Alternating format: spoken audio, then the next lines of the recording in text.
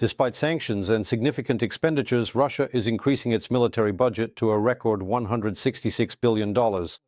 And this is happening against the backdrop of a huge state treasury deficit and rising prices. Salaries are falling, roads are crumbling, and hospitals and schools are deteriorating. Military spending is draining Russia's economy, but when will the point of no return come? And how much longer can Russia keep fighting? Our international correspondent Svetlana Chernetska has gathered analysts' opinions on this matter. And it's probably about 70 kilometers like this.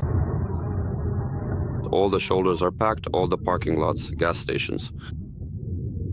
Since year after year, the same scene plays out on the Baikal highway. As soon as the temperature drops below zero, total chaos takes over the road. Because of ice and snowfall, cars have been stuck for 3 days. Winter has come again. Unexpectedly, the highway was not prepared for the weather conditions. And in general, there isn't enough money for the roads, just like for many other basic needs. This year's Russian budget has a record deficit. And for next year, they've also planned cuts to government and social programs. For ordinary people, this means that what they have, they will no longer have. And as for schools, hospitals, clinics, and vital transportation roads, along with the entire housing and essential utilities sector, are all destined to completely collapse. Every single one of these critical systems is heading towards utter failure and disrepair.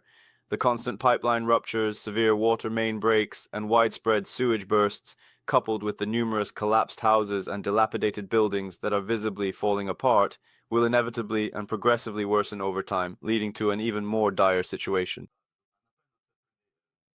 Life will very quickly return to a state of hardship. Like in the 1990s, when many enterprises were closed or went bankrupt during the transition period. In the Russian budget for 2026, spending on education, healthcare, and the regions has been reduced. Taxes are rising in the country and inflation is accelerating. The economy has essentially split into two parts. The military sector survives on budget injections, while the civilian sector is in decline. And it's getting worse. Now, all available resources are being taken from the civilian sector to support the military sector. And this means that if you work in the civilian economy, your wages are either not being paid at all or are being reduced. There is a whole range of significant everyday challenges faced by the average Russian, unless they are part of the clique that supports Putin's circle of friends. However, in Putin's Russia, the well-being of citizens is deliberately sacrificed. The budget for 2026 was passed in a record short time, without any changes. This shows that, of course, there is enormous pressure on these so-called deputies to prevent them from digging into this budget. And the deputies were told, of course, to keep their mouths shut, not just to keep quiet, but in general. And also not to even think about lobbying for their districts, regions, provinces, or oblasts, and not to think about getting something for themselves because there is nothing left anymore. Military spending is the only thing left untouched in the Russian budget. Military factories are working in 3 shifts, and where Western technologies are lacking, they switch to manual assembly. At the same time, propaganda is hyping up super projects, new missiles, and experimental systems. This also does not strengthen defense capability. On the contrary, it depletes resources. Putin supports his military-industrial complex by creating supposedly amazing ultra-destructive weapons. Adolf Hitler did the same thing. And this is a standard approach for a dictator. You don't invest in the microfunctions needed to support the army, but in grand, impressive super projects. Thank you. They say, for example, that we can completely destroy the USA with a single super missile. But this doesn't create a strong military-industrial complex. On the contrary, it just leads to unnecessary expenses. At first, since the beginning of the war, defense spending was not increased, but kept at the same level. Military production peaked last year, and since then the pace has either remained the same or even decreased. That was already the peak of military production. They've already passed it. Maybe with drones they're not increasing production, but with most equipment they aren't ramping up. We have a shortage of electronics, engines, optics, aerostats, and spare parts. Equipment is often repaired by disassembling and reassembling, what's called cannibalization, taking apart other tanks and making one out of 3 or something along those lines. That is, they are probably able to maintain the current, so to speak, offensive until 2027, but they are not able to gain a sustained advantage. And of course, all the machines, German Western ones, will break down and the Chinese ones won't be able to replace them. So, The Russian economy is under pressure not only from Western sanctions, but also from Ukrainian long-range strikes, both on the oil industry and on military production facilities. All of this together leads to a large budget deficit, inflation, slower growth, and bleak prospects for the standard of living. This is, in total, a kind of combined effect over the past 3 years. But even despite this, I still believe that the Russian economy, though barely hanging on, barely breathing, is still alive. Cutting spending, raising taxes, and directing more funds to defense allow them to keep fighting. In addition, the aggressor still has a backup cushion of about $600 billion in international reserves in gold and yuan. But there is another source of funds. These are the savings of Russians. Russian citizens don't have a lot of money in Russian banks. That is, if things get really bad, if a major crisis hits the Kremlin, they could simply confiscate the savings of Russian citizens, which are substantial, and simply use this money to keep funding the war. If the base price of oil stays between 55 and 75, if the gas embargo lasts until 2027, and if growth remains at zero, then they are capable of continuing this war until 2027. With this money they've accumulated or that they have in reserves or in gold, they'll start selling it off. Even the Russian dictator himself has already admitted there are problems in the economy, but he has no intention of changing his priorities. Russia will keep fighting until then. As long as we allow them to do this, if the rest of the world truly wanted it, we could stop the war within a week. If you imagine the absence of Chinese support, no export of oil, gas, or petroleum products, and no access to the global financial and legal systems, ultimately it's not just a matter of Russia's strength, but also a question of the weakness of the West and the entire world. Neither economic decline nor a drop in people's living standards will stop Russia's desire to wage war. But the crisis processes are deepening. And even after the war ends, it will take years to restore the economy. The aggressor. Svetlana Chernetska details, Inter TV channel, Marathon, United News. Ukraine is receiving weapons worth $1 billion. Agreements for this amount were reached during the meeting of foreign ministers. The NATO countries' meeting took place the day before in Brussels. Kyiv was represented by Chief Diplomat Andriy Sybiha. The funds will be provided under the Pearl program. NATO Secretary General Mark Rutte also confirmed the expansion of this initiative.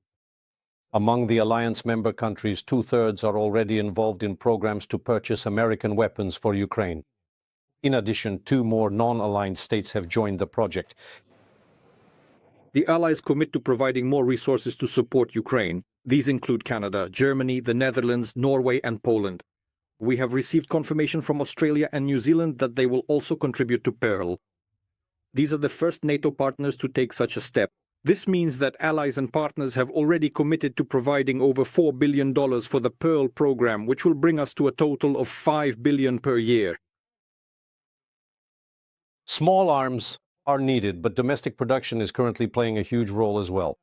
In the Kharkiv region, where the occupiers have thrown significant forces into capturing Kupiansk and Vovchansk, Ukrainian vampires are literally bleeding the enemy dry. But right now the weather is not on our side. In the east, there are dense fogs almost every day, and Russian assault troops are trying to slip through our positions. A war correspondent will tell us about the fighting in the Kharkiv region, Ruslan Smeshchuk.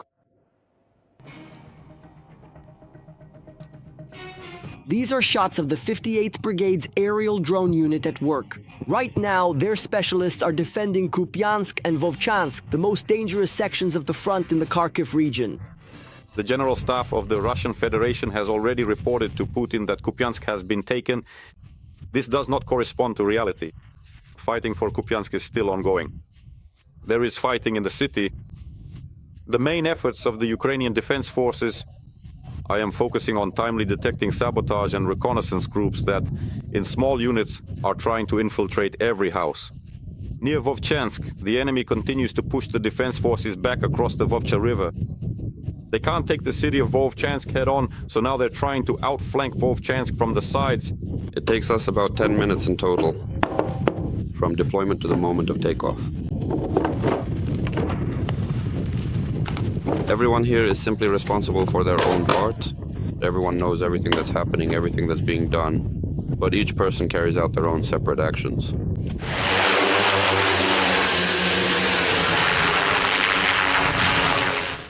Moreover, this kind of foggy weather often helps the enemy approach unnoticed, right up to the Ukrainian positions. So it's bad for everyone. Right now, only the sabotage and reconnaissance groups are operating on their side because that's the most effective. Speaking for myself, the weather allows you to get as close as 30 meters and no one will see you. And any equipment like thermal imagers and everything else, even Mavics, FPV drones, they don't fly because they can't see anything.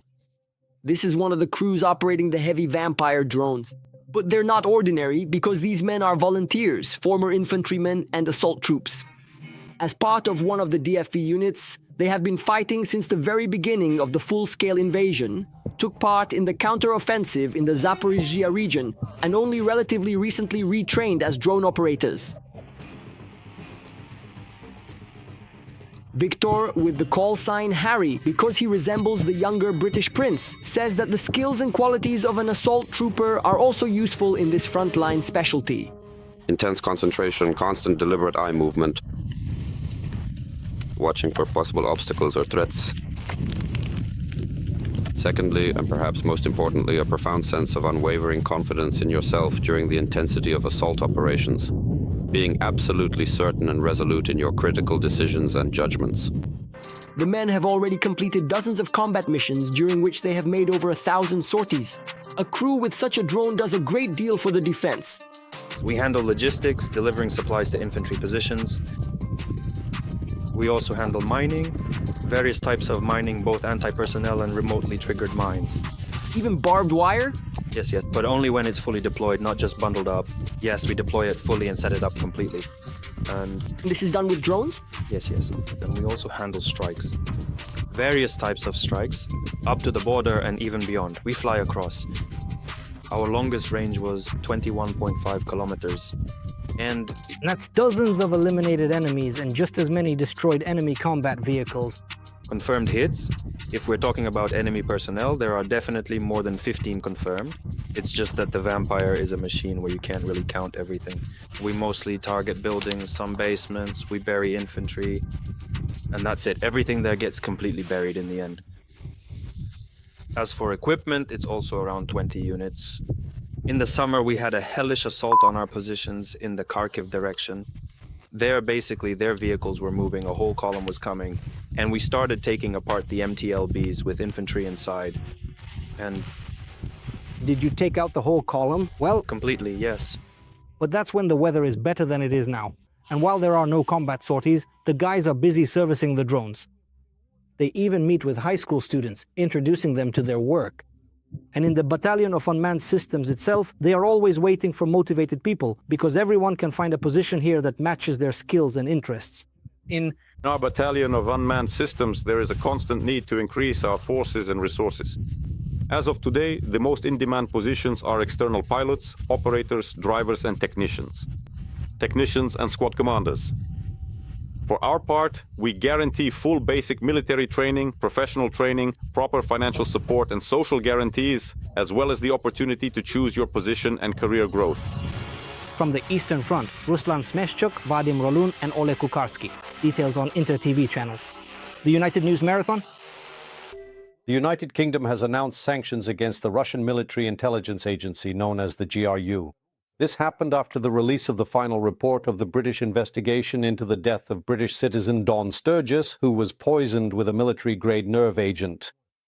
According to a British government statement, the investigation concluded that Putin personally ordered the use of Novichok to poison a former Russian military intelligence officer. Thank you, Sergei Skripal. But as a result of the incident, British woman Sturgis died. London also summoned the Russian ambassador over Moscow's ongoing campaign of hostile activities. According to the British government, GRU agents act on Putin's orders, seek to destabilize Ukraine and attempt to sow chaos and disorder throughout Europe. A lightning-fast special operation by Ukrainian special forces in Crimea. Special forces operatives from the Gurprimari unit destroyed a Russian MiG-29 fighter jet. This happened at the Kacha military airfield. That same night, our intelligence officers struck the Irtysh radar complex near Simferopol. Intelligence emphasized that they are systematically destroying enemy air defense and aviation on the peninsula. Let me remind you, in September, this same unit burned 2 rare amphibious aircraft. Shaheds are now capable of launching missiles. Russia has used a drone with an R-60 air-to-air-guided missile for the first time. Ukrainian air defense forces managed to bring down such a device. The new version of the Shahed is faster and most likely experimental.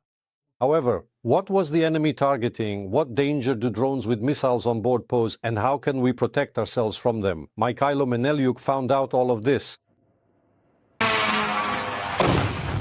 The Russians are actively ramping up the production of attack drones.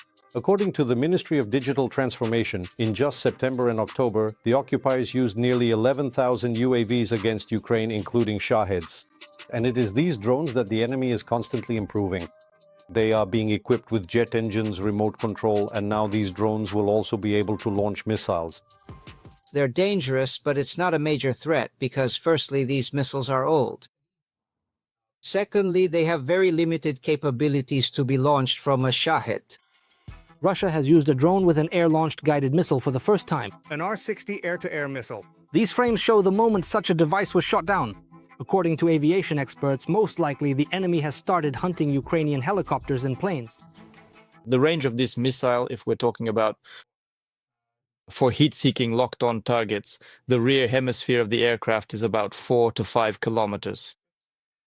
If it's the front hemisphere of the aircraft or helicopter, then it's about 1.5 to 2 kilometers. In reality, this is an old Soviet missile. It was only partially effective, and it has certain issues with its homing head. Experts note that this version of the Shahed is still experimental for now. Moreover, the launcher on the drone is installed incorrectly, so the missile is unlikely to be able to launch and pursue its target. What we saw is that the missile is located on top of the structure itself. What does this tell us? If we're talking about an aviation pylon, the APU-60, it's a pylon that allows for a free fall release of the munition. It's not a catapult, it simply releases the missile. It drops a few centimeters, the engine ignites, and then it continues to pursue its target. In this case, in this configuration, the missile is locked onto the Shahed.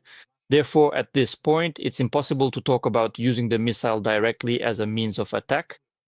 Even if the Russians managed to activate the R-60's engine, the exhaust would burn through the Shahed's body, aviation experts note. Moreover, a drone equipped with such weaponry won't be able to fly in the so-called swarm of strike drones. As a result, it will be easy to detect using radar. In turn, Ukrainian aviation will have to fire off more flares to lure the missile into them. The old Soviet missile will react to all the flares. Apparently, it will be necessary to install additional batteries to minimize this risk. Previously, on radars, the smaller the target, the smaller the blip it produced. It will look different on radars because it acts as a corner reflector. The R-60 missile carries only 3 kilograms of explosives, so it poses a threat only to airplanes and helicopters. Russia stole the scheme of using drones with missiles from Ukraine, in particular when unmanned seaboats successfully struck enemy warships. But there we realized that they don't work against aircraft, those old Soviet missiles. And here it's just a dumb warhead. Wherever there's a bigger heat source, that's where it will go. Moreover, for every Shahed equipped with a missile, that's one less that can hit our infrastructure targets. It's possible that cameras were installed on the downed drone with the missile, and this device was being directly operated by an operator from Russian territory. Perhaps the enemy was hoping that Ukrainian fighter jets or helicopters would crash into this drone themselves. Be that as it may, for Army aviation, which is currently attacking enemy UAVs, this still remains a threat that must be dealt with, including with the help of interceptor drones, which are proving their effectiveness. Right now, we are working towards achieving the target that the president has already announced, which is to have 1,000 interceptors per day. We are, let's say, moving towards this goal quite confidently. Interceptor drones are currently one of the most effective ways to destroy all types of Russian UAVs. The enemy is trying in every possible way to weaken Ukrainian air defense. They are testing different configurations, experimenting chaotically and brutally. They are constantly trying out options and looking for ways to turn their drones into effective weapons. Recently, the Russians used a Shahed drone with online control to attack a mobile fire group.